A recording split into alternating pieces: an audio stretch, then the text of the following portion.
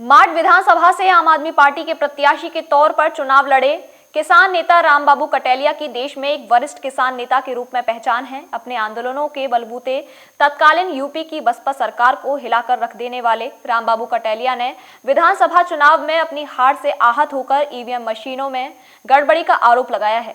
किसान नेता रामबाबू कटेलिया ने नियो न्यूज से कहा है कि उन्हें करीब 20 साल पहले निर्दलीय प्रत्याशी के तौर पर 22,000 के लगभग वोटें हासिल हुए थे, लेकिन इस चुनाव में मुझे मात्र 1427 वोट मिले हैं। हार जीत एक अलग बात है।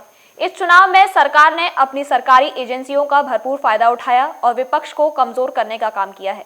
सभी अधिकारियों ने एकजुट होकर भाजपा को जिताने का कार्य किया है। किसान नेता ने कहा कि अगर सही तरीके से चुनाव होता तो मेरा स्थान पहला ना आता तो दूसरा जरूर आता। जनता ने मुझे वोट दिया है, जनता की सेवा में तत्पर रहूंगा। इस चुनाव में भारतीय जनता पार्टी ने चुनाव जीतने का जो काम छल कपट से किया है, जनता उन्हें आगामी चुनाव में सबक सिखाएगी। नियो न्यूज से हुई बातचीत में रामबाबू कटेलिया ने क्या कहा, सुनिए।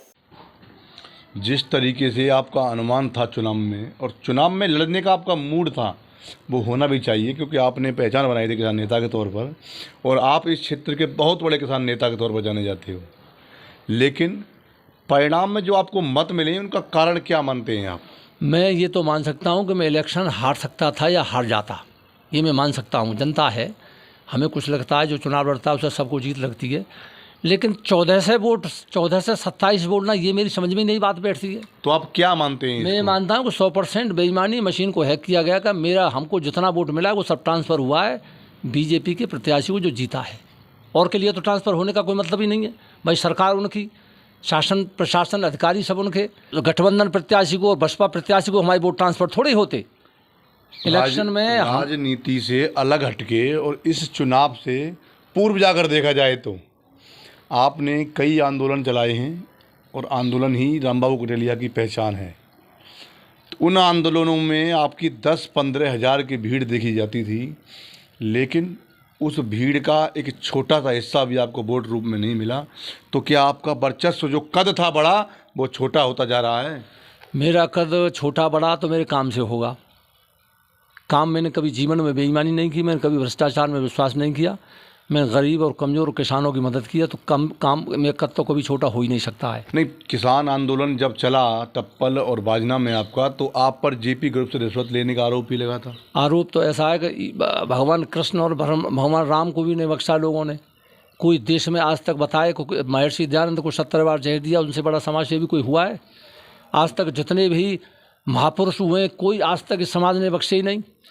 और बेईमानी ख़ासतौर से जो आम आदमी पार्टी के प्रत्याशी थे पूरे प्रदेश में, मेरे हिसाब से किसी प्रत्याशी को कहीं भी 10,000 15,000 से वोट कम नहीं मिल रही थे। और मेरा आंकलन था इलेक्शन जीतने का, 100% इलेक्शन जीतने के लिए। मैं इलेक्शन जीतने के लिए लड़ा था, मैं कोई हारने के लिए थोड़ी लड़ा था।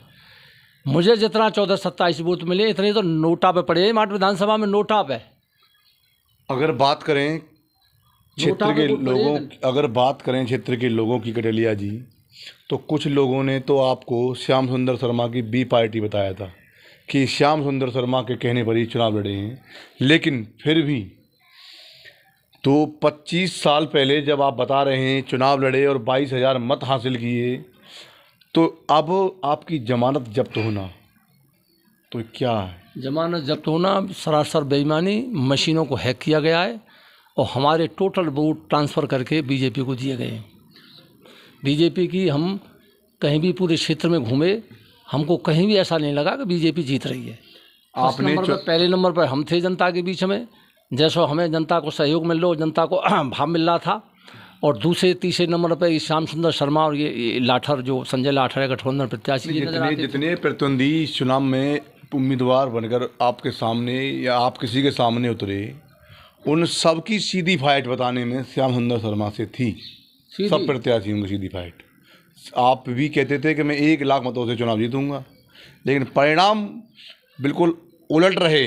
जिसे कहते हैं बहुत बड़ा आंकड़ा अंतर।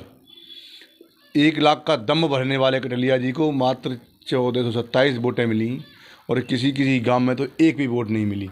तो किसान आंदोलन का जो असर था वो ख़त्म हो गया क्या? लोगों के फ़ोन आते हैं मेरे पास, वोटिंग के बाद आए, तो ऐसे ऐसे गाँव में, जेसमा गाँव है, जेसमा गाँव में टेंटी गांव से आगे माट के पास, जावरा के पास गांव पड़ता है जेसमा। वहाँ के किसानों के, वहाँ के लोगों के कई बार फ़ोन आए कि कटेलिया जी 1500 वोट बढ़े, 1000 वोट हैं आपके यहाँ, 1000 वोट हैं। कम से कम 6 बार फ़ोन आया। कितने गांव ऐसे हैं जहाँ में करीबन नौझील में 4-5 वोट, बाजना में 6 वोट, बहरई मेरा इतना मजबूत गांव है कि जिसमें मैंने बहुत बड़े काम किया है, जैसे कोई नहीं कर सकता था। एक मुद्दे पर लड़ाई लड़ी, 90% वोट मिलते हैं वहाँ 6 वोट। तिरकागढ़ी जैसे गांव में, जो मेरा ही गांव है, 1 वोट। और तुम्हारे पार में कितने गांव, रांधेरे में करीबन मुझको कम से कम 500-600 वोट मिलने चाहिए थे, वहाँ 3 वोट। किस गांव की बात करूं, पूरे विधानसभा में 3 वोट, 5 वोट, 4 वोट, 1 वोट जो गलती से पड़ जाते हैं। जो है मतगणना भी हो गई और प्रत्याशियों की हार जीत भी हो गई और कुछ ही दिनों में सरकार गठित होने वाली है। तो आप आंदोलनकारी के आगे रूप में चलते रहेंगे क्या राजनेता बनकर उभरेंगे आगे? हम दोनों काम तो करेंगे। क्या अपील है और क्या कहेंगे हम जनता ने हमको बहुत भारी समर्थन दिया है। हमारे जो समर्थक थे उन्होंने बड़ी मेहनत की है, उनके लिए बार बार धन्यवाद। माट विधानसभा के कार्यकर्ताओं को, वोटरों को समर्थन दिया, खूब वोट डाले।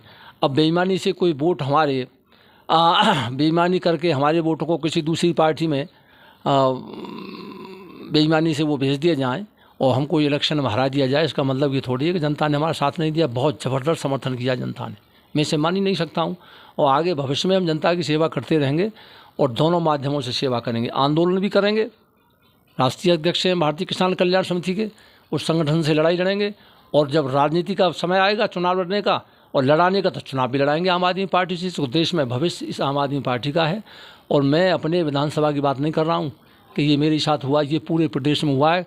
भविष्य में आम आदमी पार्टी उत्तर प्रदेश में जो पंजाब में हुआ है, ऐसा ही भविष्य में होने वाला था और होगा। इसलिए वर्तमान सरकार ने, वर्तमान पार्टी ने इस पार्टी को ख़त्म करने के लिए, डिमोरलाइज करने के लिए ये इंतज़ाम किया है कि इनको पहले ही इन्हें ख़त्म कर दें। पंजाब की बात करें तो पंजाब में आपका जो प्रत्याशी था मुख्यमंत्री चरणजीत सिंह चन्नी के विरुद्ध, उस प्रत्याशी का बैकग्राउंड ये है कि उसके पास मात्र 75,000 रुपये नकदी और एक पुरानी मोटरसाइकिल है। लेकिन फिर भी एक मोबाइल रिपेयर करने वाले ने एक मुख्यमंत्री को चुनाव हराया। आपके बहुत चेहरे यहाँ उत्तर प्रदेश में चुनाव लड़े, बहुत बड़े बड़े चेहरे थे। आपके संजय सिंह हैं, उन्होंने बहुत बड़ा प्रचार किया और दम भरते थे सरकार बनाने का। तो पंजाब में सरकार बनी, उत्तर प्रदेश में क्या कारण मानते हैं? अब मशीन कोई जब हैक कर लिया, जिसमें वोट पड़ रहे हैं, वोट डाल रहा है कोई आदमी किसी पार्टी को और पहुंच रहा है किसी पार्टी पे, इसका संजय सिंह क्या इलाज करे, आम आदमी पार्टी क्या करे, हम क्या करें भाई? तो अगर फर्क देखा जाता है ईवीएम पे तो ईवीएम तो पंजाब में भी थी, ईवीएम पंजाब में थी, लेकिन हमारी सरकार भाजपा की नहीं थी। वहाँ कांग्रेस से लड़ाई थी, कांग्रेस काम को नहीं कर पाई, नहीं किया उसने या नहीं कर पाई। ये बेईमानी जो वहाँ यहाँ हुई वो वहाँ नहीं हो पाई। अगर भाजपा वहाँ होती वहाँ भी यही होता। तो क्या कटेलिया जी पुनः चुनाव लड़ेंगे? संभव है, मैं चुनाव लड़ूंगा। आंदोलन भी चलता रहेगा और चुनाव भी लड़ेंगे। जरूरत पड़ेगी, जब भी जहाँ भी जरूरत पड़ेगी तो आंदोलन करेंगे अपनी संगठन के माध्यम से और अपने भारतीय किसान समिति, भारतीय किसान कल्याण समिति के बैनर तले। और इलेक्शन जब आएंगे छोटे बड़े तो लड़ाएंगे भी और ज़रूरत पड़ेगी तो इलेक्शन लड़ेंगे भी।